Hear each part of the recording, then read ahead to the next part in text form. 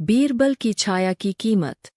अकबर का दरबार हमेशा प्रतिभाशाली और चतुर व्यक्तियों से भरा रहता था, लेकिन उनमें से सबसे ज्यादा प्रिय और प्रभावशाली थे बीरबल। उनकी बुद्धिमानी, तेजतर्रार जवाब और हास्य से भरे तर्क अकबर को बेहद प्रिय थे। यह कहानी एक ऐसे प्रसंग की है जहां बीरबल को एक असंभव से प्रतीत होने वाले विवाद को सुलझाना पड़ा, वह भी सिर्फ एक छाया की कीमत तय करके। विवाद की शुरुआत। एक दिन सुबह सुबह अकबर के दरबार में एक अजीब मामला लाया गया। दो व्यापारी दरबार में आए। उनमें से एक का नाम था रामसेठ और दूसरे का नाम था काशी प्रसाद। रामसेठ बहुत क्रोधित था। उसने आते ही अकबर को झुककर प्रणाम किया और बोला, जहांपनाह, मुझे न्याय चाहिए। यह व्यक्ति काशी प्रसाद मेरी छाया चुराकर चला गया है। पूरे दरबार में सन्नाटा छा गया। सबने पहले एक दूसरे की ओर देखा, फिर हंसी छूट गई।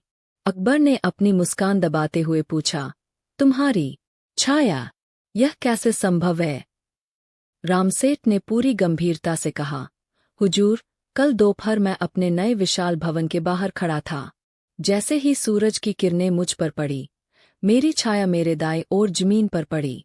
तभी यह काशी प्रसाद आया और मेरे भवन की दीवार की आड़ में खड़ा हो गया। उसकी छाया मेरी छाया से मिल गई। फिर जब वह चला गया, मुझे महसूस हुआ कि मेरी छाया पहले जैसी नहीं रही, वह धुंधली और छोटी हो गई है। अकबर ने सिर खुजलाया। उन्होंने काशी प्रसाद से पूछा, क्या यह बात सही है?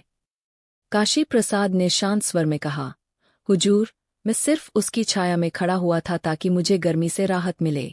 अगर उसकी छाया में खड़ा होने से उसकी छाया कम हो गई, तो यह मेरी गलती नहीं है। अकबर परेशान हो गए। मामला अजीब था, लेकिन दरबारी हंसी नहीं रोक पा रहे थे। तभी अकबर ने कहा, इस अनोखे मुकदमे को बीरबल सुलझाएंगे। बीरबल, अब यह तुम्हारी जिम्मेदारी है। भाग 2। बीरबल की जांच। बीरबल मुस्कराए और बोले, जहांपनाह, इस प्रकार की छायाएं केवल मूर्खता नहीं, बल्कि अज्ञान का भी प्रमाण है। लेकिन हम इसका न्याय अवश्य करेंगे, क्योंकि यह दरबार केवल तलवार या धन के झगड़े नहीं, बल्कि हर प्रकार के विवाद का समाधान करता है। बीरबल ने दोनों पक्षों को आदेश दिया कि अगले दिन सुबह सूरज उगते ही वही स्थान पर मिले जहां यह घटना हुई थी। अगले दिन बीरबल अपने कुछ सैनिकों और दरबारियों के साथ उस भवन के बाहर पहुंचे। उन्होंने देखा कि रामसेठ और काशी प्रसाद पहले से ही वहां मौजूद थे। सूरज की किरणें धीरे धीरे धरती पर फैल रही थीं। बीरबल ने कहा, अब वही स्थिति दोहराई जाए। रामसेठ वहीं खड़े हों जहां वे कल थे, और काशी प्रसाद वहीं आए जहां वे खड़े हुए थे। जब दोनों अपनी जगह पर खड़े हो गए, तो बीरबल ने अपने सहायक से कहा, इन दोनों की छाया की लंबाई और चौड़ाई नापी जाए और मिट्टी पर सीमा रेखा खींच दी जाए। कुछ ही देर में छायाओं की आकृति बना दी गई। अब बीरबल ने पूछा, रामसेठ, तुम्हें क्या लगता है कि तुम्हारी छाया छोटी हो गई है?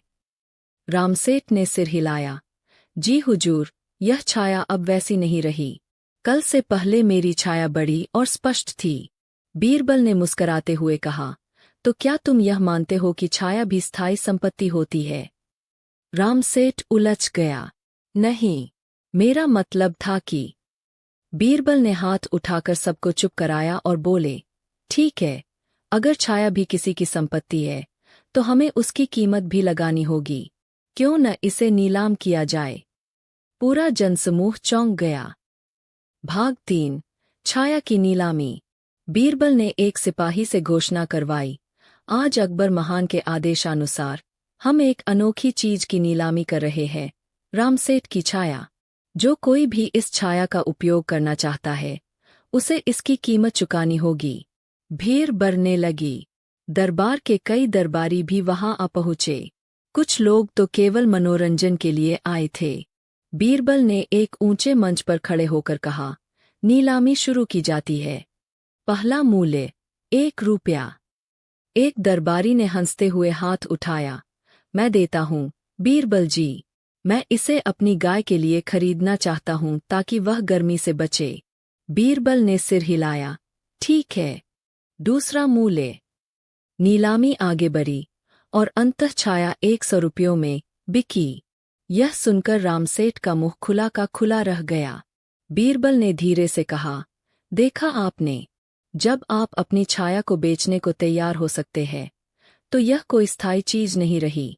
आपने स्वयं यह स्वीकार कर लिया कि छाया का मूल्य केवल उतना है जितना कोई देने को तैयार हो। फिर उन्होंने सिपाही को आदेश दिया, इस 100 रुपये में से 50 रुपये रामसेठ को दें और बाकी आधे से उस व्यक्ति के लिए छायादार छत बनवाए जो इसकी बोली जीतकर इस पर निर्भर रहना चाहता है। पूरा दरबार हंसी से गूंज उठा। भाग 4। अकबर की सराहना और शिक्षा। बीरबल के निर्णय से अकबर अत्यंत प्रसन्न हुए। उन्होंने बीरबल की पीठ थपथपाई और कहा, बीरबल, तुमने फिर से साबित कर दिया कि तुम्हारी बुद्धि केवल न्याय करने के लिए नहीं बल्कि मूर्खता को उजागर करने के लिए भी है। बीरबल ने मुस्कराकर उत्तर दिया, जहांपनाह, किसी की मूर्खता को सजा देने से बेहतर है उसे उसकी ही भाषा में उत्तर देना, ताकि वह सीख भी सके और समाज को भी एक संदेश मिले। अकबर ने फिर आदेश दिया कि यह घटना दरबार के इतिहास में दर्ज की जाए, ताकि आने वाली पीढ़ियां भी यह जान सके कि बुद्धि का उत्तर तलवार से नहीं बल्कि व्यंग्य और तर्क से दिया जा सकता है। अकबर बीरबल की कहानी को आगे बढ़ाते हैं। अब जबकि बीरबल ने रामसेठ और काशी प्रसाद के बीच छाया के विवाद को बुद्धिमानी से हल कर दिया था, कहानी का अंत नहीं हुआ था, बल्कि वहीं से एक नया अध्याय शुरू हुआ। इस अध्याय में हम देखेंगे कि कैसे बीरबल की नीलामी वाली योजना के कारण दरबार में एक और बड़ा संकट खड़ा हो गया। भाग 5। नीलामी का असर। छाया की नीलामी ने पूरे नगर में खलबली मचा दी थी। हर गली, हर चाय की दुकान, हर दरबारी बैठक में बस यही चर्चा थी, क्या छाया भी बिक सकती है। लोगों ने मजाक में एक दूसरे से कहना शुरू कर दिया, भाई, तेरी छाया थोड़ी मोटी लग रही है, बेच दे। मेरे घर की दीवार पर तेरी परछाई पड़ती है, किराया दे। कुछ शरारती लोगों ने तो छाया टैक्स नाम की अफवाहें भी फैला दीं। अब लोग एक दूसरे की छाया से बचने लगे थे। जब ये बात दरबार तक पहुंची तो अकबर ने नाराज होकर बीरबल को बुलवाया। अकबर, गंभीर स्वर में, बीरबल, तुमने तो न्याय किया था, लेकिन अब तो पूरे नगर में अराजकता फैल रही है। लोग छाया की नीलामी की नकल कर रहे हैं। क्या तुम्हें इसका अंदाजा नहीं था? बीरबल, शांत स्वर में, जहांपनाह, हर नई सोच की शुरुआत में समाज विचलित होता है। जब ताले बने थे तब लोग चोर भी बने थे, लेकिन इसका यह अर्थ नहीं कि हम ताले बनाना बंद कर दें। अकबर, बात तो सही है, लेकिन इससे दरबार की गरिमा पर सवाल उठ रहा है। हमें इस भ्रम को समाप्त करना होगा कि छाया की कोई कानूनी हैसियत है। बीरबल, तो क्यों न हम एक ऐसा आयोजन करें जहां जनता स्वयं समझे कि छाया क्या है और क्या नहीं। अकबर ने सहमति में सिर हिलाया और बीरबल को योजना बनाने की अनुमति दी। भाग 6। छाया महोत्सव। बीरबल की नई योजना। बीरबल ने 3 दिन बाद पूरे नगर में एक आयोजन का ऐलान किया, छाया महोत्सव। सभी को आमंत्रित किया गया। मैदान को सुंदर रंग बिरंगे कपड़ों, पतंगों और विशाल दर्पणों से सजाया गया। बीरबल ने वहां एक मंच बनवाया जहां सूर्य की रोशनी सीधी पड़ती थी। कार्यक्रम की शुरुआत बीरबल के नाटक से हुई। नाटक में एक व्यक्ति अपनी छाया बेच देता है, लेकिन जैसे ही रात होती है वह डर जाता है, क्योंकि उसकी छाया उसके साथ नहीं चलती। वह सोचता है कि वह अब अधूरा है। वह जगह जाकर छाया खरीदने की कोशिश करता है, पर कोई उसे उसकी पहली वाली छाया नहीं लौटा सकता। फिर अंत में एक वृद्ध संत आते हैं और कहते हैं, बेटा, छाया न तो बिकती है न खरीदी जाती है। यह केवल तब तक है जब तक प्रकाश है और तू जीवित है।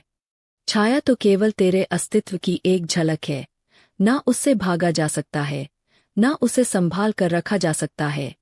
नाटक के बाद बीरबल मंच पर आए और बोले, प्रजाजनों, हम सभी को यह समझना होगा कि कुछ चीजें सिर्फ प्रतीक है। छाया जैसे तत्व का उपयोग हम कभी कभी व्यंग्य और शिक्षा के लिए करते हैं, न कि व्यापार के लिए। इसलिए छाया की नीलामी एक सीख थी, सच्चाई नहीं। लोगों ने तालियां बजाईं और एक स्वर में बोले, बीरबल की जय। भाग 7। मगर संकट अभी बाकी था। महोत्सव के बाद कुछ दिन शांति से बीते, लेकिन अचानक एक नया मामला दरबार में आया। एक योगी आया, साधु वस्त्रों में, लंबे जटाजूट और चमकती आंखों वाला। उसने दरबार में घुसते ही ऐलान किया, मैं वह व्यक्ति हूँ जिसने अपनी छाया को बांधना सीखा है, और अब मैं बीरबल पर आरोप लगाता हूँ कि उन्होंने मेरे छाया मंत्र का अपमान किया है। पूरा दरबार चौंक गया। योगी ने बताया कि वह एक छाया साधक है और वर्षों तक तपस्या कर एक मंत्र सीखा है जिससे वह किसी की भी छाया अपने पास रख सकता है। उसने दावा किया कि बीरबल की नीलामी ने उसकी विद्या का मजाक उड़ाया है। बीरबल हंसते हुए, महाराज, अब छाया भी टोटकों में उलझ गई है। यह मामला मनोरंजन से अब अंधविश्वास की ओर बढ़ रहा है। अकबर, हम इस पर विचार करेंगे। योगी जी, आप अपनी विद्या का प्रमाण दीजिए। अगर आप वास्तव में किसी की छाया बांध सकते हैं तो दिखाइए। भाग 8, चमत्कार या चालाकी। बीरबल ने योजना बनाई। उन्होंने सबसे पहले उस योगी को नगर के सबसे खुले मैदान में बुलवाया। वहां बीरबल ने एक सामान्य किसान को बुलाया जिसकी छाया सूरज में स्पष्ट दिख रही थी। योगी ने मंत्र पढ़ा, धूप में कुछ राख डाली और फिर कहा, अब यह व्यक्ति जब तक मैं चाहूंगा अपनी छाया नहीं देख पाएगा। किसान ने इधर-उधर देखा और चौंक गया। वास्तव में उसकी छाया वहां नहीं दिख रही थी। दरबारियों में फुसफुसाहट होने लगी। अकबर गंभीर हो गए। अकबर, बीरबल से, क्या यह कोई सच्चा चमत्कार है? बीरबल धीरे से मुस्कराते हुए, जहांपनाह, सच और भ्रम के बीच सिर्फ एक पर्दा होता है, ज्ञान का। उसे हटाना ही होगा। बीरबल ने तुरंत पास के एक सैनिक को आदेश दिया कि वह आसपास की जमीन को उलट कर देखे। कुछ ही देर में वहां एक बड़ा सा आईना मिट्टी के नीचे से निकाला गया। बीरबल, यह है योगी का रहस्य। उसने पहले ही वहां दर्पण गाड़ दिया था जिससे छाया जमीन पर नहीं दिखी। यह चमत्कार नहीं, धोखा है। योगी भागने लगा लेकिन सिपाहियों ने पकड़ लिया। अकबर, बीरबल, तुमने फिर से एक भ्रम को उजागर किया। तुम सच में इस दरबार की छाया हो। बिना तुम्हारे यह दरबार अधूरा है। अंतिम भाग, छाया की असली कीमत। उस घटना के बाद बीरबल ने आदेश दिया कि नगर के सभी विद्यालयों में ज्ञान और भ्रम पर विशेष पाठ पढ़ाया जाए, जिसमें बच्चों को समझाया जाए कि आंखों से देखा सब कुछ सच नहीं होता। रामसेठ और काशी प्रसाद भी उन कक्षाओं में आए और बच्चों के सामने अपना अनुभव साझा किया। नगर में फिर से शांति लौट आई। अब कोई छाया बेचने या खरीदने की बात नहीं करता था, बल्कि लोग समझ गए थे कि छाया तो बस एक संकेत है और असली प्रकाश केवल ज्ञान में है। अब हम छाया की कीमत और छाया का शाप जैसी कहानियों के बाद तीसरे भाग की शुरुआत करते हैं, जो इन घटनाओं की कड़ी है। यह कहानी आपको एक बार फिर बीरबल की चतुराई, अकबर के न्याय और एक रहस्यमयी चुनौती की दुनिया में ले जाएगी। इस भाग का शीर्षक है बीरबल और छाया का रहस्यलोक। रहस्यमयी यंत्र। छाया महोत्सव के कुछ ही हफ्तों बाद एक दिन अचानक दरबार में एक अजीब आदमी आया। उसके वस्त्र विदेशी लग रहे थे, काले रंग की लंबी जैकेट, कंधे पर चमकदार पिटारा और आंखों पर नीली कांच की ऐनक। उसके साथ कुछ स्थानीय लोग भी थे, जिन्हें वह अपना शिष्य बता रहा था। उसका नाम था फातिल बेग। फातिल बेग आया था अफगानिस्तान की ओर से और अपने साथ लाया था एक अद्भुत यंत्र, छाया रेखांकक। उसका दावा था कि यह यंत्र किसी व्यक्ति की छाया से उसके कर्म, उसका भविष्य और उसके व्यक्तित्व की गहराइयों को पढ़ सकता है। दरबार में कौतूहल भर गया। फातिल बेग, जहांपनाह, यह यंत्र आपके साम्राज्य के लिए अनमोल होगा। इससे आप हर मंत्री, हर व्यापारी, हर नागरिक की नीयत जान सकेंगे। उसकी छाया में छिपा राज बता सकेगा ये यंत्र। अकबर, ये तो अद्भुत है, लेकिन यह यंत्र काम कैसे करता है? फातिल बेग, मुस्कराते हुए, मैं दिखाता हूँ, हुजूर। वह यंत्र को जमीन पर रखता है, किसी सैनिक की छाया को उस पर पड़ने देता है और फिर उसे एक विशेष शीशे में दिखाता है। शीशे में कुछ आकृतियां उभरती है, सिंह, सांप और एक बंद दरवाजा। फातिल बेग, इस सैनिक की आत्मा में साहस है, लेकिन भय भी है। वह किसी रहस्य को छिपा रहा है। सैनिक ने भयभीत होकर स्वीकार किया कि वह पिछले हफ्ते एक गुप्त संदेश को छिपा गया था। पूरा दरबार हक्का बक्का रह गया। भाग 2।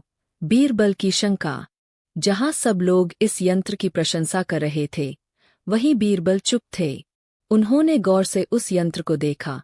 वो चमकदार, विदेशी गियर से भरा हुआ, मशीनी साजिश जैसा कुछ लग रहा था। रात को बीरबल ने उस यंत्र के चारों ओर घूमकर निरीक्षण किया और समझा कि इसके भीतर लेस, गर्मी सेंसर और कुछ पत्थर लगे हुए हैं। यह यंत्र लोगों के हाव भाव और शरीर की प्रतिक्रिया को देखकर निष्कर्ष निकालता था। बीरबल मन में, यह जादू नहीं है, यह एक चतुर साइंस का खेल है, लेकिन इसका गलत प्रयोग जनता को भ्रमित कर सकता है। बीरबल ने एक योजना बनाई। बहुत बढ़िया।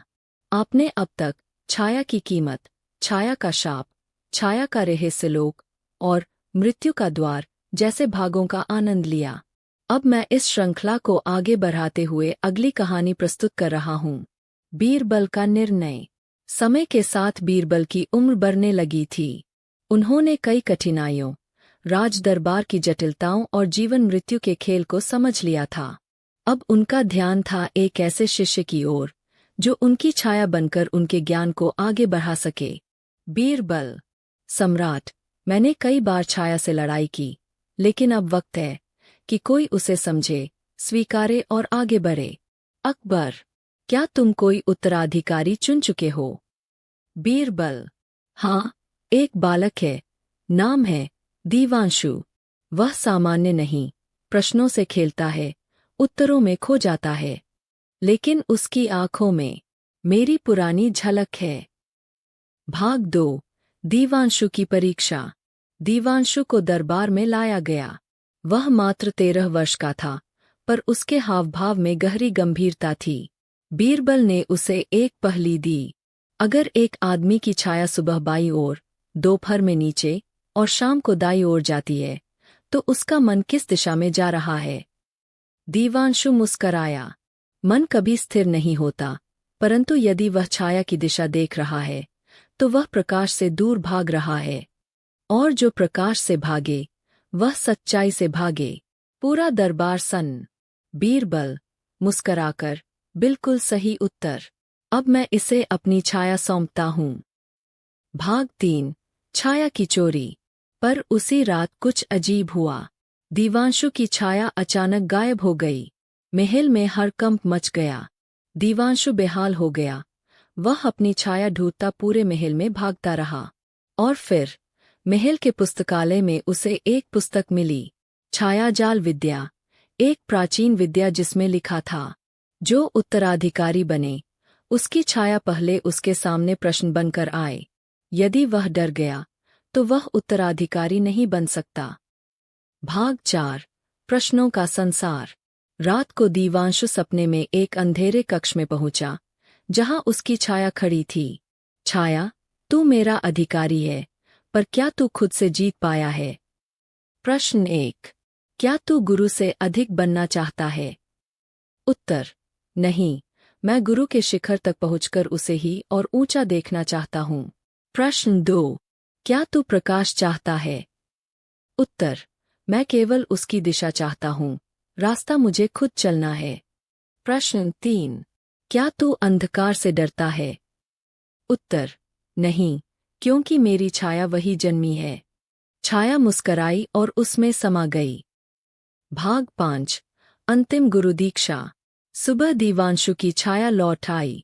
बीरबल ने उसे देखा और बोला, अब तू मेरी छाया नहीं, तू मेरा प्रकाश है।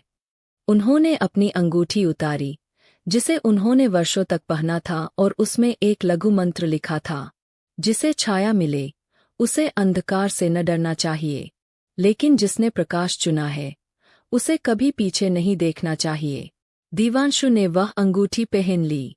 अब वह बीरबल का उत्तराधिकारी बन चुका था, बुद्धि, विवेक और सत्य के मार्ग का वारिस।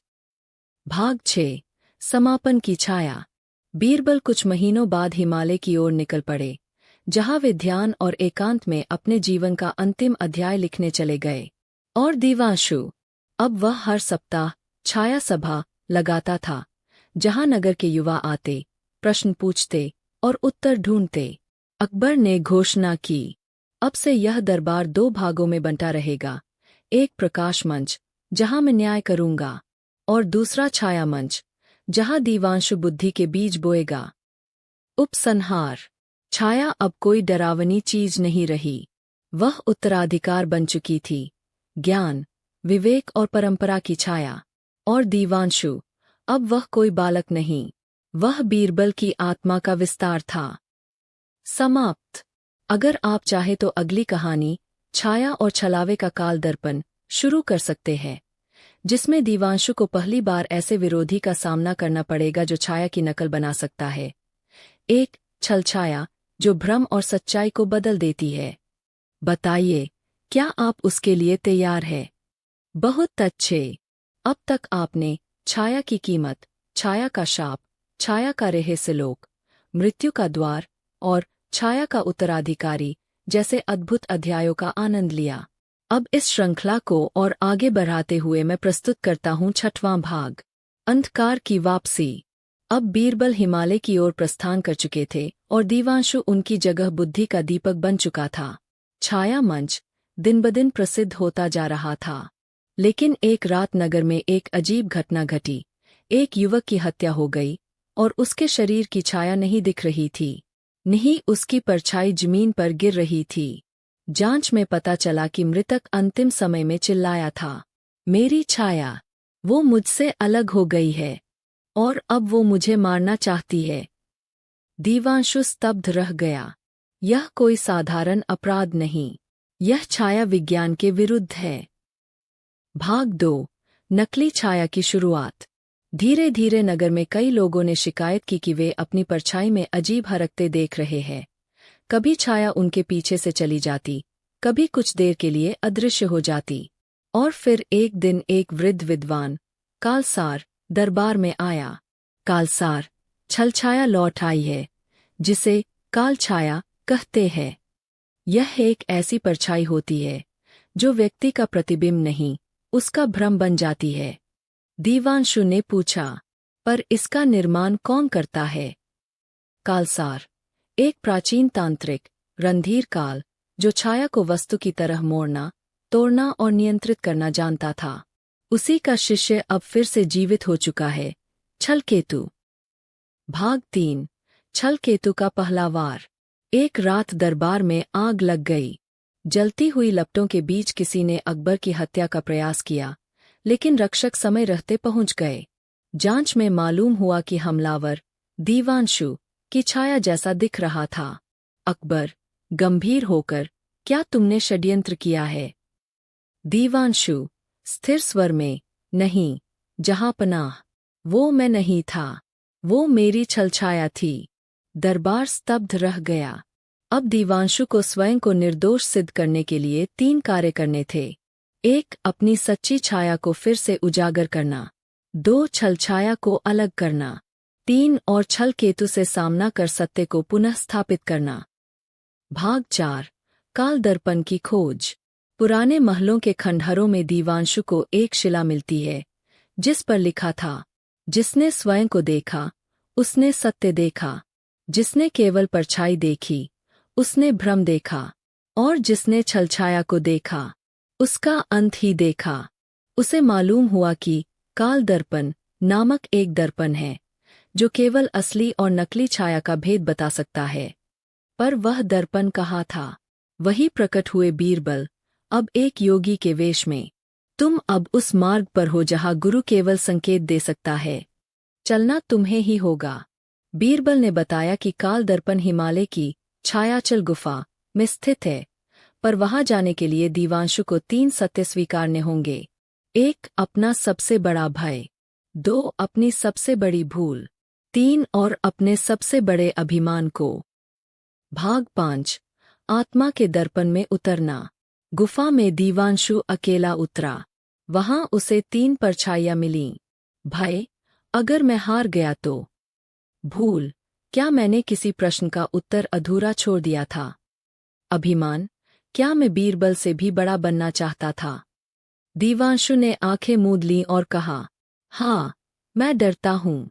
मैंने गलतियाँ की है और मैं चाहूंगा कि गुरु मुझसे कभी निराश न हो। लेकिन अब मैं सत्य के लिए लड़ूंगा। तभी गुफा की दीवार से काल दर्पण प्रकट हुआ।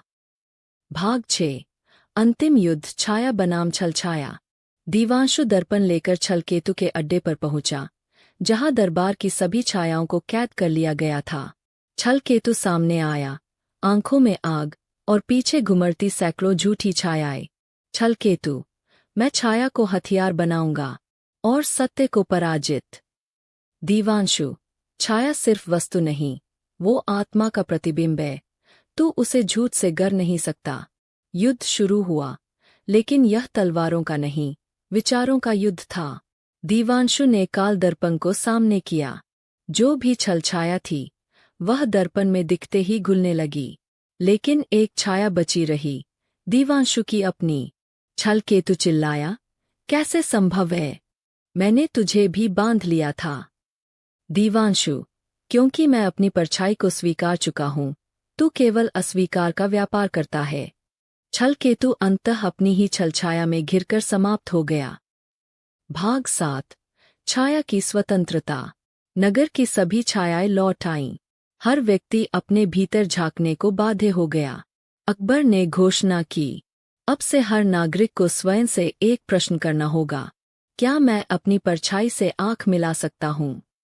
और दीवांशु, वह अब केवल उत्तराधिकारी नहीं था, वह अब छाया विज्ञान का आचार्य बन चुका था। उपसंहार। छाया अब रहे से नहीं, ज्ञान बन गई थी। छलछाया समाप्त हुई, पर शिक्षा यही रही। सच्ची छाया वही होती है, जो प्रकाश में भी साथ रहे और अंधकार में भी मार्गदर्शन दे। समाप्त। अगर आप चाहें, तो अगली कड़ी, छाया संहिता, शुरू की जा सकती है, जहां दीवांशु एक छाया ग्रंथ की रचना करता है। लेकिन ग्रंथ का पहला पृष्ठ गायब होता है, जिसमें लिखा था, जिसने इस पुस्तक को पढ़ा, उसकी छाया खुद उससे प्रश्न करेगी, बताइए, क्या आगे बढ़े? बहुत खूब। अब आप तैयार हैं छाया श्रृंखला की अगली रोमांचक कड़ियों के लिए। पिछली कहानी, छलछाया और काल दर्पण, में दीवांशु ने एक अंधकार में षड्यंत्र को हराया। अब यह कथा और गहराइयों में उतरने वाली है, जहां छाया न केवल अस्तित्व का प्रश्न बनेगी, बल्कि समय और यथार्थ का भी। अब प्रस्तुत है भाग 1, खोया हुआ पृष्ठ। छलछाया की पराजय के बाद दीवांशु ने अपने अनुभवों को एक ग्रंथ में संकलित करना प्रारंभ किया। इस ग्रंथ का नाम था छाया संहिता। लेकिन जब ग्रंथ पूर्ण हुआ, तो उसने देखा, पहला पृष्ठ गायब था। उस पृष्ठ में लिखा गया था, जिसने इस पुस्तक को पढ़ा, उसकी छाया उससे प्रश्न पूछेगी, और यदि वह उत्तर नहीं दे सका, वह स्वयं अपनी परछाई में खो जाएगा। भाग 2, छाया का चेतावनी संदेश। उस रात दीवांशु को अपनी छाया ने पहली बार चेतावनी दी, छाया, तू जो ज्ञान बांट रहा है, उसका आरंभ ही अधूरा है। पहला पृष्ठ मेरे भीतर है। क्या तू मुझे समझे बिना लोगों को समझा सकता है?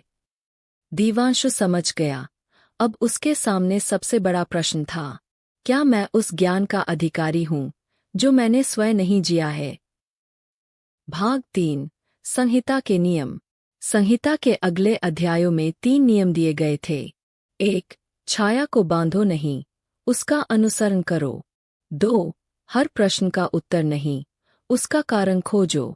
3, जो स्वयं से भागे, वही छाया में खोए। दीवांशु ने जब इन नियमों पर ध्यान देना शुरू किया, तो दरबार में अजीब घटनाएं घटने लगीं। कुछ लोगों की परछाइयां एक दूसरे से उलझने लगीं। कई विद्वानों को भ्रम हुआ कि उनकी छाया उन्हें देख रही है। और सबसे डरावनी बात, एक महल का दरवाजा सिर्फ उन्हीं के लिए खुलता, जिनकी परछाई पीछे न होकर सामने चल रही हो। भाग 4, पांडित्य का परीक्षण। अब दीवांशु ने नगर में छाया पथशाला शुरू की। वहां पहला पाठ था, अपनी परछाई को प्रश्न पूछो। हर विद्यार्थी ने अपनी छाया से पूछा, तू मेरा हिस्सा है या मेरा भ्रम? क्या मैं सच बोलता हूँ? अगर तू न हो तो मैं अधूरा हूँ या मुक्त। कुछ रोने लगे, कुछ मौन हो गए, लेकिन एक बालिका, अन्वी, मुस्कराई। अन्वी, मेरी छाया मुझसे कहती है, तू जितना भागेगा, मैं उतनी ही बड़ी हो जाऊंगी। इसलिए थम जा, और मुझे गले लगा। दीवांशु स्तब्ध रह गया। यही है पहला पृष्ठ का भाव, पर शब्द नहीं। भाग 5, शून्य का अध्याय।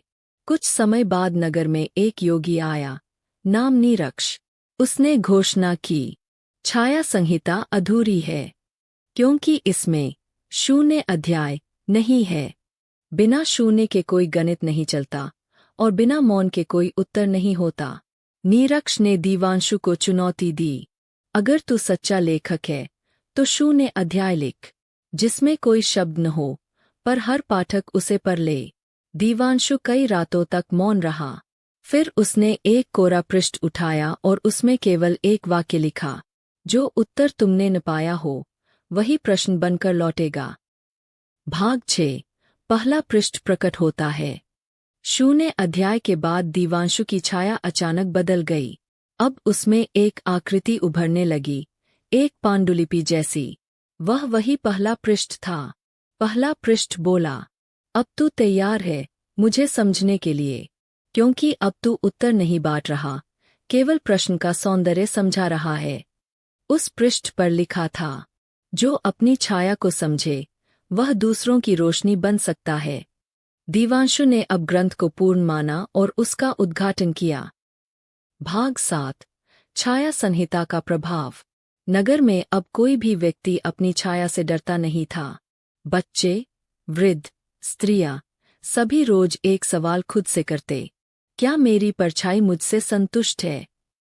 क्या मैं अपने आप को समझ पा रहा हूँ? और हर उत्तर उन्हें थोड़ा बेहतर मनुष्य बना रहा था। अकबर ने कहा, हमने हजारों पुस्तकें पढ़ी थीं, पर पहली बार ऐसा ग्रंथ आया जो पढ़ता नहीं, पढ़वाता है। उपसंहार। छाया संहिता अब केवल एक किताब नहीं रही, वह बन चुकी थी जीवन जीने की एक विधि। और दीवांशु, अब वह केवल उत्तराधिकारी नहीं, एक विचार था, एक जीती जागती संहिता। समाप्त। क्या आप इसके बाद की कहानी भी सुनना चाहेंगे? अगला भाग हो सकता है भाग 8, छाया तीर्थ जहाँ छायाएं शरण लेती है। इसमें दीवांशु को एक ऐसे स्थान की यात्रा करनी होगी, जहाँ सारी छोड़ी गई या भटकी हुई छायाएं एकत्र होती है, और वहाँ उसे मिलेगा अपने गुरु बीरबल का अंतिम संदेश। बहुत अच्छा। अब जब आप तैयार हैं, तो हम छाया श्रृंखला के 2 और विस्तृत भागों की ओर बढ़ते हैं।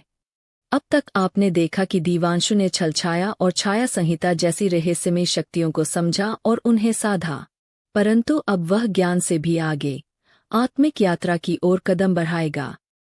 भाग 1, खोई हुई छायाओं की पुकार। संहिता के प्रकाशन के बाद नगर में एक नई विचित्र बात हुई। कुछ लोगों की छायाएं धीरे धीरे धुंधली होने लगीं। वे अपना आकार खोने लगीं, जैसे कोई स्मृति मिट रही हो। एक वृद्धा रोते हुए आई, मेरे बेटे की छाया अब दिखती नहीं।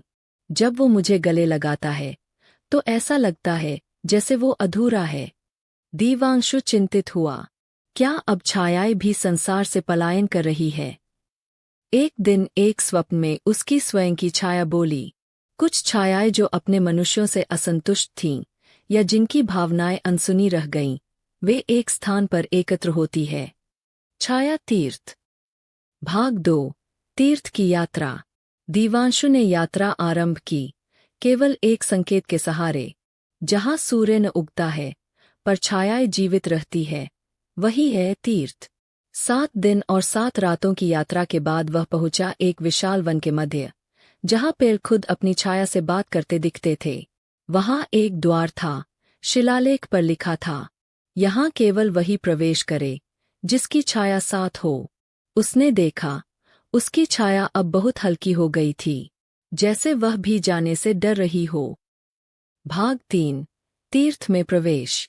अंदर पहुंचते ही वह एक खुले मैदान में था, जहां असंख्य छायाएं विचरण कर रही थीं, पर वहां कोई व्यक्ति नहीं था, केवल परछाइयां थीं, जैसे हर कोई अपनी अपनी आत्मा की परछाई छोड़ आया हो। दीवांशु को एक वृद्ध छाया मिली, जो बोली, हम वे हैं जिन्हें उनके अपने समझ न सके।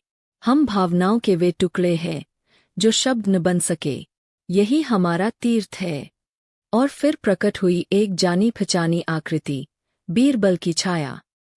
भाग 4। बीरबल की छाया का संवाद। बीरबल की छाया। मैं तुझसे विदा नहीं हुआ था। मैं यहाँ आया था जहाँ शब्द समाप्त होते हैं और केवल भाव रहते हैं। दीवांशु, तो आप अभी तक जीवित है? छाया मुस्कराई। शरीर नहीं, पर विचार में, हाँ। और अब तू तैयार है अंतिम शिक्षाओं के लिए? बीरबल ने कहा कि छाया तीर्थ की ऊर्जा केवल उसी के लिए खुलती है जो दूसरों की अनकही भावनाओं को सुनने का साहस रखता हो। भाग 5। छाया समर्पण विधान। तीर्थ में दीवांशु ने एक विधि सीखी। यदि कोई मनुष्य हर दिन एक अनसुनी छाया की बात सुने, तो समाज में कोई भी अकेला नहीं रहेगा। उसने नगर लौटकर छाया शरण की स्थापना की, एक स्थान जहां लोग न केवल दुहक कहते, बल्कि अपनी छायाओं की कहानी भी लिखते। भाग 6। तीर्थ की विदाई। अंत में बीरबल की छाया ने कहा, अब तू तैयार है अगली यात्रा के लिए, वहां जहां छाया से भी परे प्रतिबिंब जन्म लेता है। समाप्त। अब प्रस्तुत है अगला भाग। भाग 9। प्रतिबिंबगृह, आईना जो आत्मा दिखाता है। लगभग 6000 शब्दों की गहन मनोवैज्ञानिक और रूपांतरकारी कथा। भाग 1। यथार्थ का आरंभ। एक दिन नगर में एक चमत्कार हुआ। एक अजीब दर्पण प्रकट हुआ जो किसी के भी सामने आते ही उसकी वास्तविक छवि नहीं, बल्कि उसके भीतर की छवि दिखाता। जिसने चोरी की थी, उसमें चोर की आकृति दिखती। जिसने क्षमा मांगी थी, उसमें प्रकाश छलकता। पर यह प्रतिबिंब सबके लिए सहज न था। कुछ डर गए, कुछ रोने लगे, और कुछ पागल हो गए। भाग 2। दीवांशु का सामना। जब दीवांशु उसके सामने गया, तो वहां एक अजीब दृश्य था। दर्पण में वह खुद को नहीं, बल्कि एक छोटे बालक को देख रहा था, भयभीत, अकेला और उत्तर की तलाश में। यह मैं हूं, या मेरा वह अंश जो मैंने वर्षों से दबा रखा? अब दीवांशु को समझ आया। उसकी बुद्धि ने उसे ज्ञान तो दिया, पर उसकी आत्मा अब भी एक उत्तर की प्यास में भटक रही थी। भाग 3। प्रतिबिंब विद्या। वह नगर में एक प्रतिबिंबगृह बनवाता है, जहां हर व्यक्ति जाकर स्वयं से मिल सकता है। वहां 3 नियम होते हैं। 1. दर्पण के सामने मौन रहो। 2. कुछ छिपाओ नहीं। 3. जो दिखे उसे स्वीकारो। धीरे धीरे लोगों में बदलाव आने लगा। एक डाकू वहां गया और खुद को एक डरे हुए बालक की तरह पाया। एक स्त्री, जो स्वयं को तुच्छ समझती थी, ने अपने भीतर देवत्व देखा। भाग 4। एक और छाया का विद्रोह। लेकिन एक दिन एक व्यक्ति आया, जिसने जब दर्पण देखा, तो उसमें कुछ भी नहीं था। मैं कौन हूं? उसने पूछा। अगर मेरे भीतर कुछ नहीं दिखता, तो क्या मैं अस्तित्वहीन हूं? इसने नगर में हलचल मचा दी। दीवांशु ने समझाया, कभी कभी खाली प्रतिबिंब वह अवसर होता है जहां हम स्वयं को नया रूप दे सकते हैं। भाग 5। अंतिम सीख। अब बीरबल की परछाई अंतिम बार प्रकट हुई। तू अब छाया से प्रतिबिंब तक पहुंचा है। अगला पड़ाव है प्रकाश, जहां छाया, प्रतिबिंब और आत्मा तीनों एक हो जाते हैं। उपसंहार। अब नगर में न केवल छायाएं स्वीकारी जाती थीं, बल्कि प्रतिबिंब भी पूजा जाता था। और दीवांशु, वह अब केवल उत्तराधिकारी नहीं, एक यात्रा था जिसे हर आत्मा तय करती है। समाप्त। अगर आप चाहें तो अगले भाग प्रकाश सेतु की ओर बढ़ सकते हैं, जहां दीवांशु एक ऐसे पुल की खोज करता है जो आत्मा, छाया और प्रतिबिंब को जोड़ता है। और वहां वह पाता है एक प्राचीन भविष्यवाणी। अब तक आपने छाया की कीमत, छाया का शाप और बीरबल और छाया का रहस्यलोक पढ़ा। आइए अब इस श्रृंखला को एक नई ऊंचाई पर ले चलते हैं। इस चौथे भाग में कहानी और भी रहस्यमयी, गहन और भावनात्मक मोड़ लेती है। इस भाग का शीर्षक है छाया और मृत्यु का द्वार। भाग 1। तांत्रिक का आगमन। शरद पूर्णिमा की रात थी। सम्राट अकबर और बीरबल महल के बाग में चांदनी का आनंद ले रहे थे।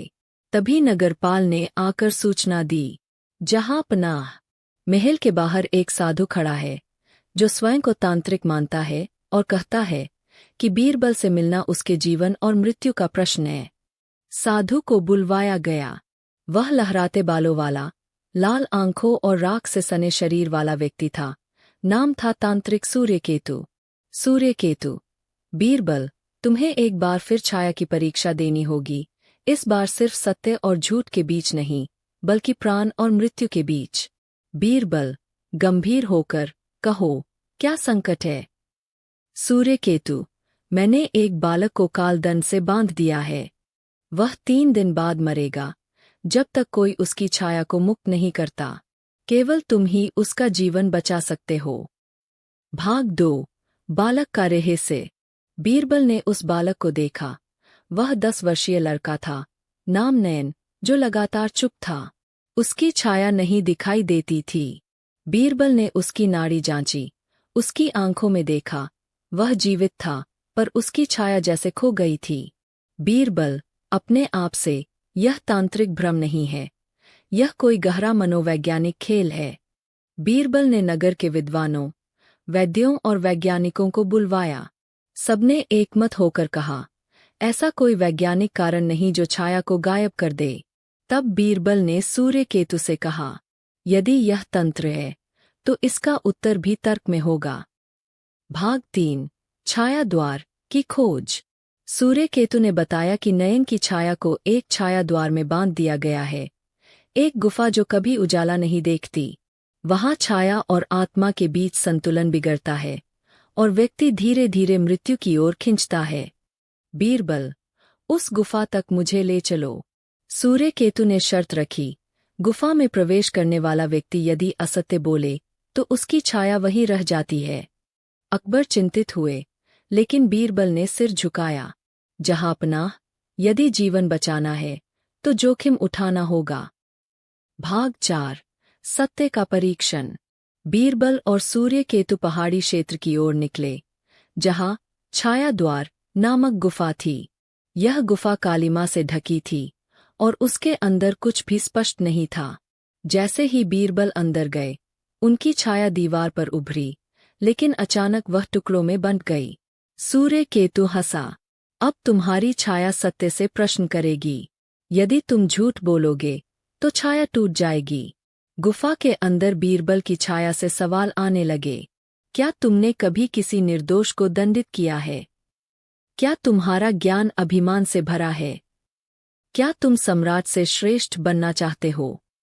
बीरबल ने गहराई से उत्तर दिया, हर प्रश्न का उत्तर ईमानदारी से। हाँ, मैंने एक बार गलती की थी। कभी कभी मेरा अहंकार मुझे भ्रमित करता है। छाया जुड़ती गई। अंत में वह पूरी हो गई। सूर्यकेतु हैरानी से: तुम सच्चे हो, इसलिए तुम्हारी छाया मुक्त है। बीरबल ने नयन की ओर देखा।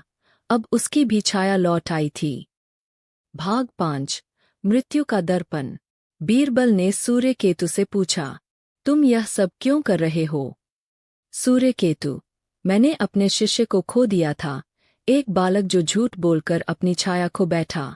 तब से मैं संसार को चेतावनी देना चाहता था कि झूठ केवल शब्द नहीं, आत्मा को ग्रस्त कर देता है। बीरबल: लेकिन डर से नहीं, ज्ञान से चेताना चाहिए। सत्य भय से नहीं, करुणा से उभरता है। सूर्यकेतु ने मौन होकर सिर झुका लिया। भाग 6। समापन और शिक्षा। बीरबल ने लौटकर अकबर को सारा वृत्तांत सुनाया। अकबर ने उसे गले से लगा लिया। अकबर ने आदेश दिया कि नगर में छाया संग्रहालय बनाया जाए, जहां लोग जीवन, मृत्यु और सत्य के विषय में ज्ञान पा सकें। उस संग्रहालय में एक विशेष दर्पण रखा गया, जिसमें कोई तभी दिखता था जब वह अपने सच्चे स्वभाव को स्वीकारता था। उपसंहार। कहते हैं, बीरबल के बाद भी छाया द्वार वही रहा, पर अब वह डराने वाला नहीं, सिखाने वाला स्थान था। छाया अब रेहे से नहीं थी, वह आत्मा का प्रतिबिंब बन गई थी।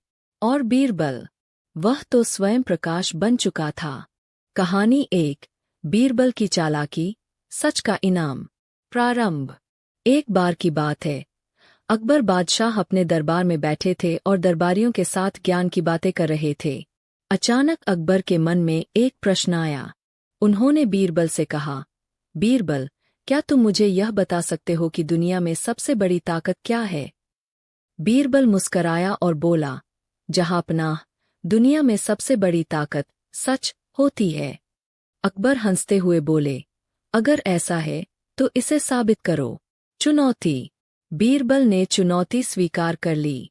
अगले दिन बीरबल नगर में एक घोषणा करवाते हैं कि बादशाह सलामत ने एक विशेष इनाम घोषित किया है। जो भी व्यक्ति दरबार में आकर पूरी ईमानदारी से अपनी बात रखेगा और उसमें सच्चाई होगी, उसे इनाम मिलेगा। अगले दिन दरबार में अजीबोगरीब लोग आने लगे। कोई अपने खोए हुए पैसे का झूठा दावा करता, कोई झूठे रिश्ते बनाकर राजमहल की संपत्ति पर हक जताता। बीरबल सभी को ध्यान से सुनते और एक एक करके उन्हें विदा कर देते। अंत में एक साधारण किसान आया। उसके कपड़े पुराने थे, आंखों में ईमानदारी झलक रही थी।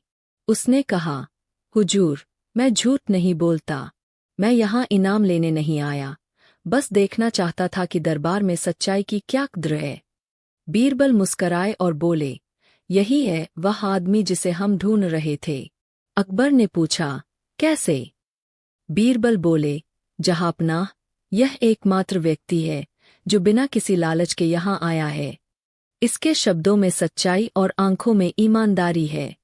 अकबर बहुत प्रसन्न हुए और उस किसान को सोने की मुहरें इनाम में दी गईं। कहानी 2, बीरबल की सूझबूझ, अनमोल सिर। प्रारंभ। अकबर बादशाह अक्सर बीरबल की बुद्धिमानी से प्रभावित रहते थे, लेकिन कई बार उन्हें परखने की इच्छा होती थी। एक दिन उन्होंने बीरबल को बुलाया और कहा, बीरबल, मैं चाहता हूं कि तुम मुझे 3 ऐसे व्यक्ति लाओ जिनके सिर की कीमत सबसे अलग अलग हो। एक ऐसा जिसकी सिर की कोई कीमत नहीं, एक जिसकी सिर की बहुत कम कीमत हो, और एक जिसका सिर अनमोल हो। बीरबल समझ गया कि यह एक नई चुनौती है। पहला सिर जिसकी कोई कीमत नहीं। बीरबल अगले दिन एक शराबी को पकड़कर लाया जो गली में बेसुध पड़ा था। वह गंदा, उलझे बालों वाला और बेहुदा बकवास करने वाला था। अकबर ने पूछा, यह कौन है? बीरबल बोला, यह है वह व्यक्ति जिसके सिर की कोई कीमत नहीं, क्योंकि न तो इसमें सोचने की शक्ति है, न ईमानदारी, न चरित्र। ऐसा सिर होना न होना बराबर है। दूसरा सिर जिसकी कम कीमत है।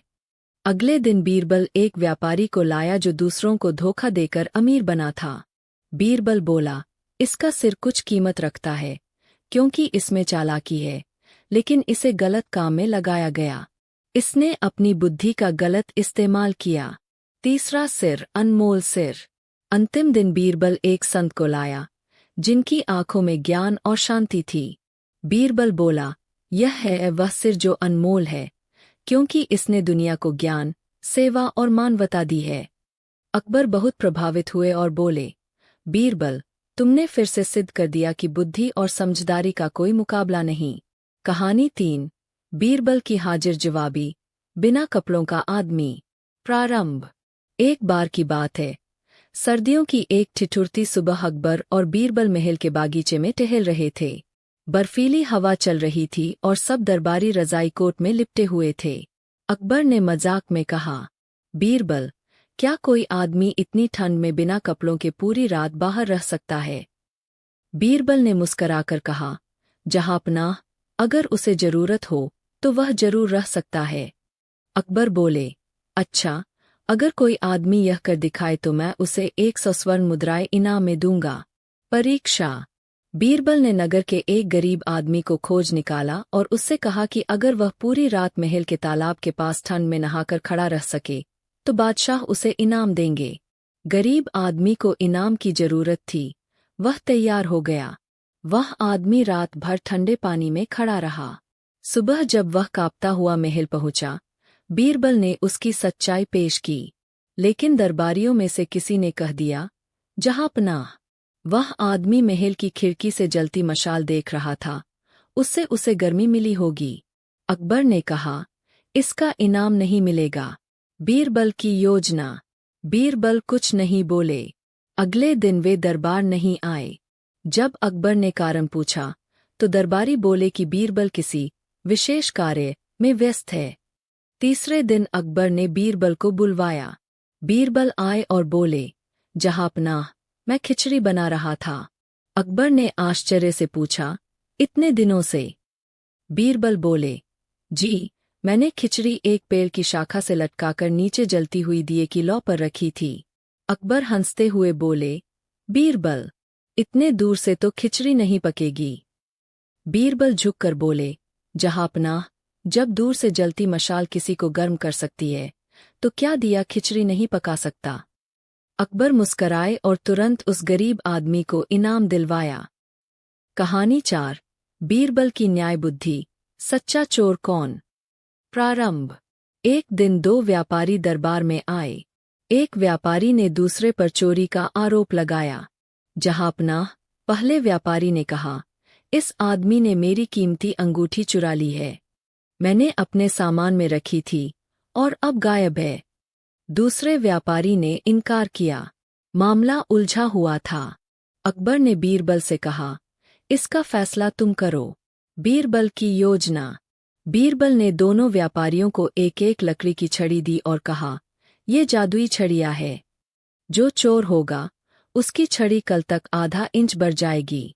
दोनों व्यापारी चले गए। अगले दिन दरबार में दोनों आए और बीरबल ने छड़ियाँ मंगवाईं। बीरबल ने तुरंत चोर की पहचान कर ली। भेद खुला। बीरबल ने कहा, जहांपनाह, यही आदमी चोर है। अकबर ने पूछा, तुमने कैसे पहचाना?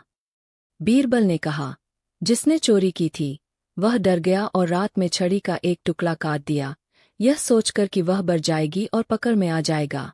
उसकी छड़ी अब आधा इंच छोटी है। सचमुच, एक व्यापारी की छड़ी बाकी से छोटी थी। उसने चोरी स्वीकार की। अकबर ने बीरबल की तारीफ की और कहा, तुम्हारे जैसा न्याय कोई नहीं कर सकता। कहानी 5। बीरबल की सरल बुद्धि। सबसे बड़ा मूर्ख। प्रारंभ। एक दिन अकबर को किसी ने बहुत महंगे और अनावश्यक चीजें बेच दीं। बाद में जब उन्हें पता चला कि उन्हें धोखा हुआ है, तो वह बहुत क्रोधित हुए। उन्होंने दरबार में घोषणा कर दी, मैं चाहता हूं कि इस शहर का सबसे बड़ा मूर्ख मेरे सामने लाया जाए। बीरबल मुस्कराए और कुछ नहीं बोले। अगले दिन बीरबल दरबार में आए और एक दर्पण, आईना, अपने साथ लाए। बीरबल की चतुरता। बीरबल ने दर्पण अकबर के सामने रख दिया और कहा, जहांपनाह, आपकी आज्ञा अनुसार मैं इस राज्य के सबसे बड़े मूर्ख को लाया हूं। अकबर चौंक गए और बोले, क्या मतलब? बीरबल बोले, जहांपनाह, एक बुद्धिमान राजा अगर बिना सोचे समझे किसी अजनबी से बेवकूफ़ी में महंगी चीज़ें खरीद ले, तो वह खुद ही उस समय सबसे बड़ा मूर्ख बन जाता है। सभी दरबारी हंस पड़े और अकबर को अपनी गलती पर हंसी आ गई। उन्होंने कहा, बीरबल, तुमने मुझे मेरी ही गलती दिखाकर बहुत बड़ी सीख दी है। कहानी 6। बीरबल की कूटनीति।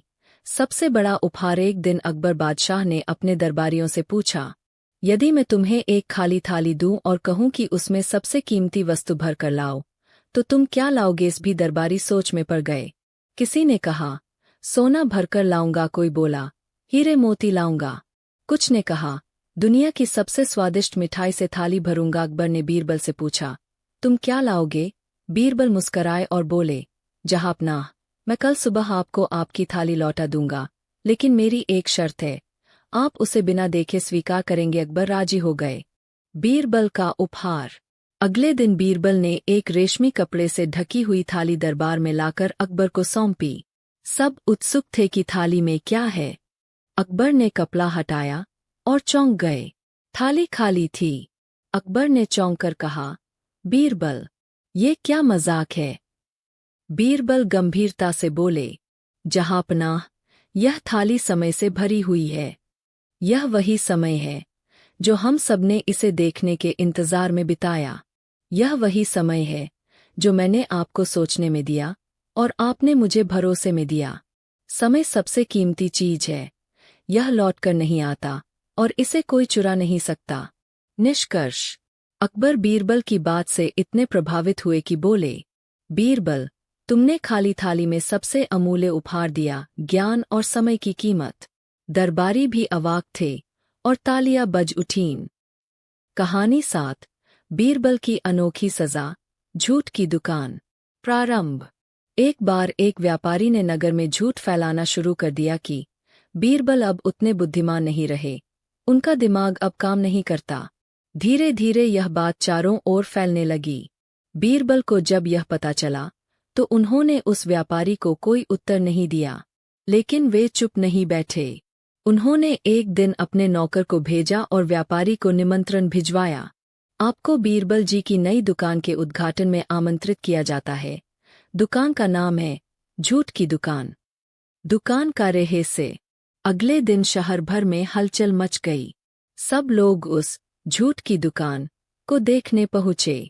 दुकान पर एक बड़ा सा बैनर लगा था, यहाँ हर प्रकार का झूठ बिकता है, छोटा झूठ, बड़ा झूठ, सफेद झूठ, मीठा झूठ। लोग हंसने लगे, पर कुछ उत्साहित भी थे।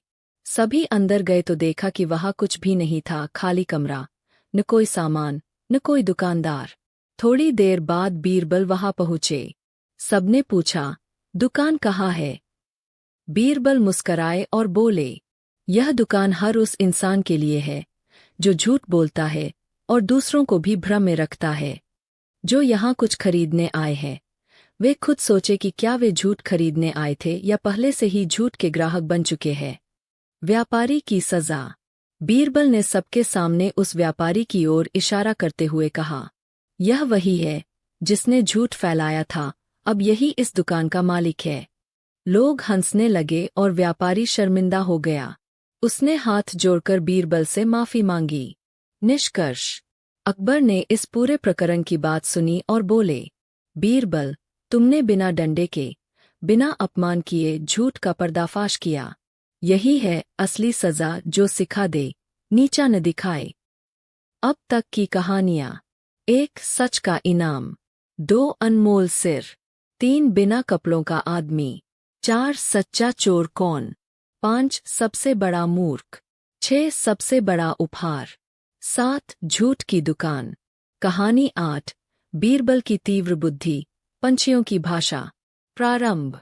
एक बार फारस, ईरान से एक विद्वान आया जो अपने ज्ञान का बहुत घमंड करता था। उसने अकबर दरबार में चुनौती दी, मैं पंछियों की भाषा समझ सकता हूँ। क्या तुम्हारे दरबार में कोई है जो मेरी परीक्षा ले सके? अकबर सोच में पड़ गए। उन्होंने बीरबल की ओर देखा और कहा, बीरबल, यह कार्य अब तुम्हारे ही कंधों पर है। बीरबल मुस्कराए, जहांपनाह, कल इस विद्वान की परीक्षा ली जाएगी। परीक्षा का आयोजन। अगले दिन बीरबल ने एक सुंदर पिंजरे में 3 अलग अलग पक्षी लाकर दरबार में रखे, एक मैना, एक तोता और एक कौआ। उन्होंने फारसी विद्वान से कहा, अब बताइए, ये क्या कह रहे हैं?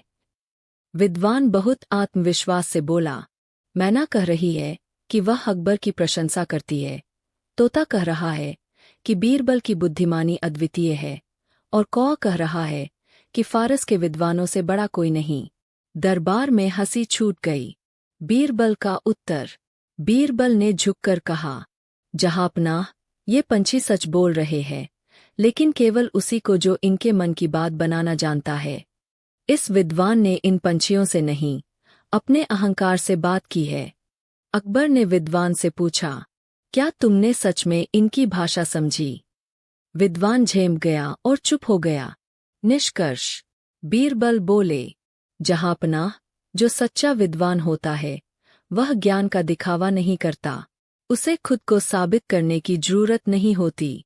अकबर ने सिर हिलाया और फारसी विद्वान को खाली हाथ वापस भेज दिया। कहानी 9, बीरबल की दार्शनिकता, राजा कौन। प्रारंभ। एक बार अकबर ने बीरबल से पूछा, बीरबल, क्या कभी ऐसा हो सकता है कि एक राजा राजा न हो और एक आम आदमी सच्चा राजा हो? बीरबल बोले, जहांपनाह, यह न केवल संभव है, बल्कि मैं आपको कल दिखा भी सकता हूँ। अकबर उत्साहित हुए, तो ठीक है, मैं देखना चाहता हूँ। अगले दिन का नज़ारा। बीरबल ने एक योजना बनाई। उन्होंने एक गरीब किसान को अच्छे कपड़े पहनाए, सोने की तलवार दी और नगर में राजा की सवारी की तरह घुमाया। चारों ओर लोग उसे राजा समझकर झुककर प्रणाम करने लगे। दूसरी ओर बीरबल ने अकबर को सामान्य वेश में नगर भ्रमण पर भेजा, बिना किसी पहचान के।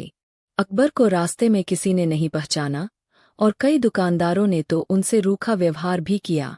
दरबार में निष्कर्ष।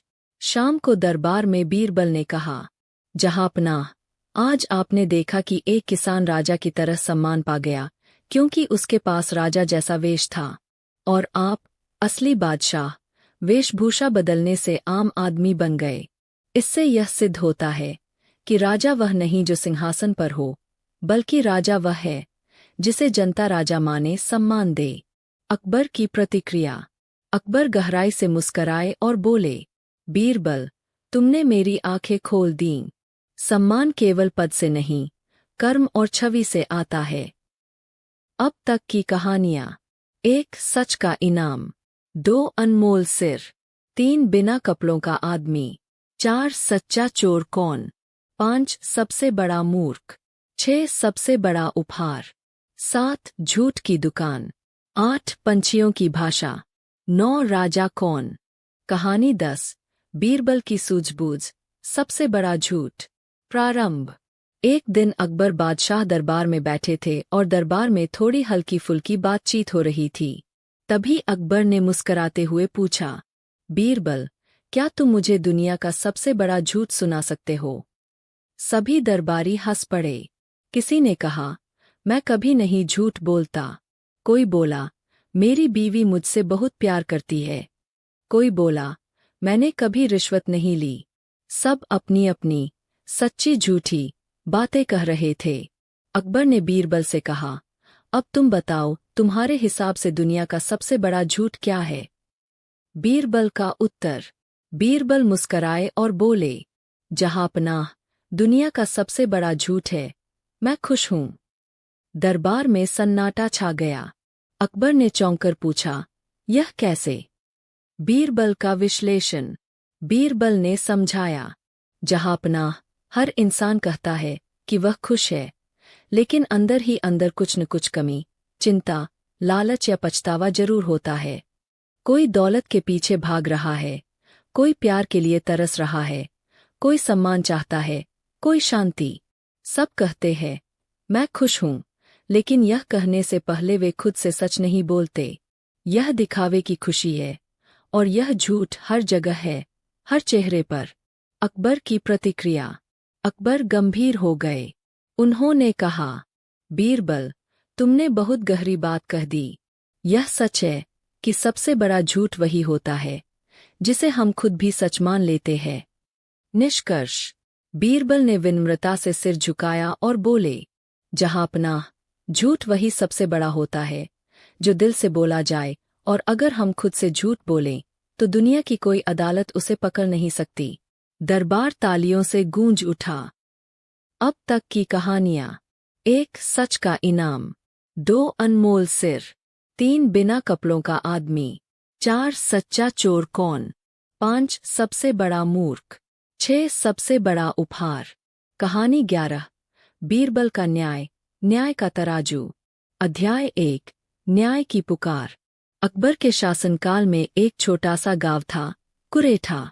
वहां एक गरीब किसान हरिराम अपनी पत्नी और 2 बच्चों के साथ रहता था। उसका जीवन कठिनाइयों से भरा था, लेकिन वह ईमानदार और मेहनती था। एक दिन उसकी बीवी ने खेत में काम करते समय उसे कहा, हरिराम, हमारा छोटा बेटा बीमार है, हमें वैद्य के पास जाना होगा। हरिराम चिंतित हो गया क्योंकि उसके पास पैसे नहीं थे। वह अपने पुराने मित्र साहूकार मथुरा दास के पास गया और मदद मांगी।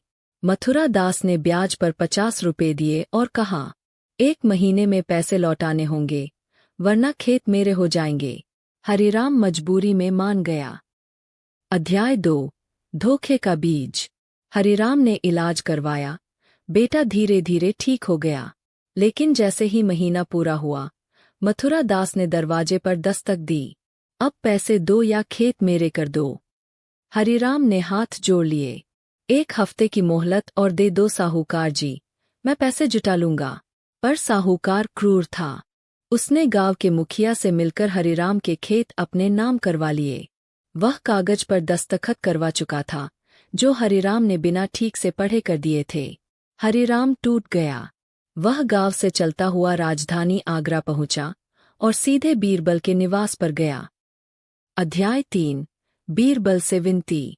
बीरबल दरबार से लौटे ही थे कि द्वारपाल ने सूचना दी, कोई हरिराम नामक किसान बहुत विनती कर रहा है। बीरबल ने तुरंत उसे भीतर बुलाया। हरिराम ने आंखों में आंसू लिए कहा, महाराज, मैं न्याय चाहता हूँ। मेरे साथ छल हुआ है। मेरे खेत, मेरी मेहनत सब छीन लिए गए। बीरबल ने ध्यानपूर्वक सुना और बोले, तुम्हारे लिए न्याय होगा, पर यह न्याय सामान्य नहीं होगा, इसे पूरी दुनिया देखेगी। हरिराम की आंखों में उम्मीद लौट आई। अध्याय 4। दरबार का न्याय। अगले दिन बीरबल ने अकबर से अनुमति ली और विशेष न्याय दरबार का आयोजन कराया। एक बहुत बड़ी सभा लगी, जिसमें गाँव वाले, मथुरा दास, हरिराम और अन्य दरबारी मौजूद थे। बीरबल ने सबके सामने घोषणा की, आज हम एक विशेष न्याय प्रणाली का परीक्षण करेंगे, न्याय का तराजू। बीच दरबार में एक विशाल तराजू लाया गया। दोनों पल्लों में एक तरफ मथुरा दास, दूसरी तरफ हरिराम को बैठाया गया। बीरबल बोले, अब इस न्याय के तराजू को सच्चाई झुका देगी, पर कैसे, यह तुम सब देखोगे। अध्याय 5। बीरबल की परीक्षा। बीरबल ने दोनों से सवाल पूछने शुरू किए। बीरबल, हरिराम, क्या तुमने ऋण लिया था?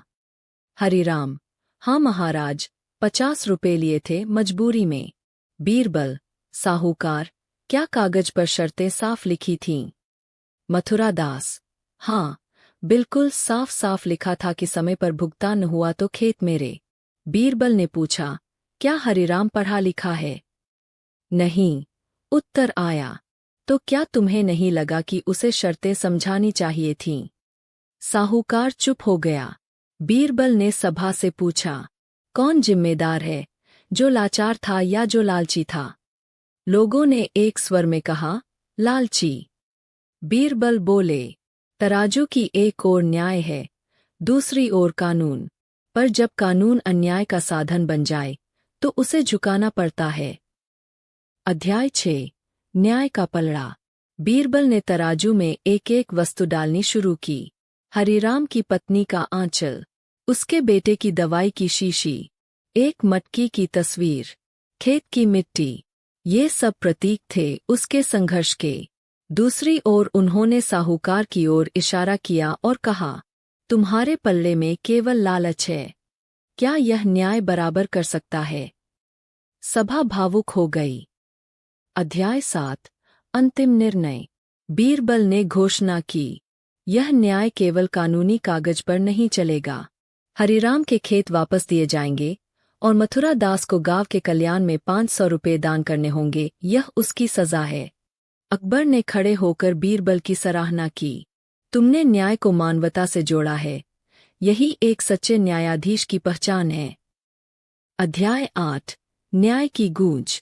इस निर्णय की गूंज पूरे राज्य में फैल गई। बीरबल की न्याय का तराजू प्रणाली की चर्चा विदेशी राजदूतों तक पहुंच गई। कहा जाने लगा, जहां न्याय की राह कठिन हो, वहां बीरबल का तराजू रखो, सच्चाई अपने आप झुक जाएगी। हरिराम अपने खेत में फिर से हल चलाने लगा। उसके बेटे ने जब पहली बार मिट्टी की खुशबू ली, उसने कहा, बाबा, यह मिट्टी बहुत मीठी है। हरिराम ने आंसू भरी मुस्कान के साथ जवाब दिया, बेटा, यह मिट्टी नहीं, बीरबल का न्याय है। कहानी 12। बीरबल का बदला, अदृश्य साजिश। अध्याय 1। दरबार में अनहोनी। एक दिन अकबर दरबार में विचारमग्न बैठे थे। तभी प्रमुख सेनापति इफ्तिखार खां घबराए हुए दरबार में आए और बोले, जहां पनाह, हमारी गुप्त योजनाओं की जानकारी दुश्मनों तक पहुंच रही है। किले की सुरक्षा व्यवस्था से जुड़ी बातें बाहर कैसे जा रही है, यह रहस्य बना हुआ है। अकबर चौंक गए। उन्होंने चारों ओर देखा और धीरे से कहा, इस दरबार में कोई गद्दार है। बीरबल शांत खड़े थे। उन्होंने कहा, जहांपनाह, अगर आप आज्ञा दें तो मैं इस रहस्य को हल करूं, पर मुझे पूर्ण स्वतंत्रता चाहिए। अकबर ने तुरंत स्वीकृति दी। बीरबल, तुम्हें जो भी करना पड़े करो, लेकिन गद्दार को उजागर करो। अध्याय 2 संदिग्धों की सूची। बीरबल ने उस दिन के बाद दरबार में आने जाने वाले सभी प्रमुख दरबारियों, सेवकों और सैनिकों की सूची तैयार की। एक विशेष कक्ष में गुप्त बैठकें हुईं, जिनमें केवल 5 विश्वसनीय दरबारी बुलाए गए। फिर भी अगले सप्ताह वही सूचना शत्रु पक्ष तक पहुंची। बीरबल जान गए कि गद्दार दरबार के किसी ऊंचे ओहदे पर है और बेहद चतुर। अध्याय 3 जाल बिछता है। बीरबल ने एक योजना बनाई। उन्होंने दरबार में घोषणा करवाई,